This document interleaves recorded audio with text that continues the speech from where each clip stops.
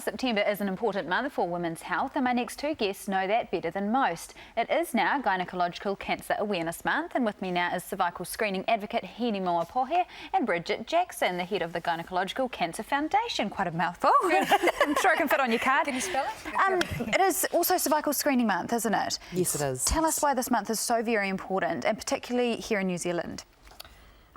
Well, I think a lot of women don't have their smears, and also there is actually the fear that there is the issue that a lot of women don't like talking about their gynae issues or their gynae parts. So that's really important. And that's a major, isn't it? Because no one likes getting a smear test, and that's why months like this are so important, because it gets people talking and knowing about the awareness. Now, Gynae, you know this lesson better than anyone, don't you? I do. Tell us your story. So when I was in my early 20s, I went for a regular checkup with my doctor at the time. You had no symptoms, didn't you? No symptoms whatsoever. Recommended I have my cervical smear. Very nervous, very scared about it. Went through with it, and came back that I had precancerous cells. And you were very young at the time. Yeah, I was about 25 at the time. And that led to you having treatment and ultimately saved your life, didn't it? It did, yeah, it did. And you've now taken on a very active role in terms of advocating for smears. What are the main issues here, particularly in New Zealand? We've just spoken about the fear of smear tests and the white coat syndrome. And do you think that's more prevalent with Māori and Pacific women? I do, I do. I'm currently a student studying in an organisation that is predominantly Māori Pacific Island, and it's a cultural thing.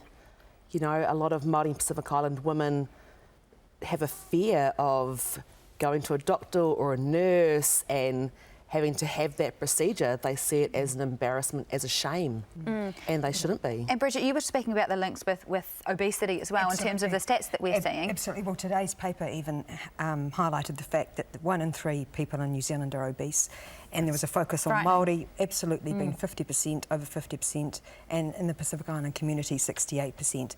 And that all really ties in with women's health, particularly cervical cancer and other forms of gynecological cancers as well, including ovarian and vulva and vagina. And we've seen with the results about when the screening program we've currently got was implemented, that it's been extraordinary, hasn't it? A huge reduction. I'll give you some stats, for example. In terms of women who don't get screening, 1 in 40 women end up with cervical cancer, but with the screening program now, 1 in 250 people, a woman. It's just incredible how much it's changed, hasn't it? Absolutely. So what's the message out there? Is it to wait till you have symptoms, or just have a regular screening process, in place for yourself? I mean, it's the only screening program that we've got for any form of gynecological cancer. So you need to do it. You need to go to the doctor, ensure that you get your smears done.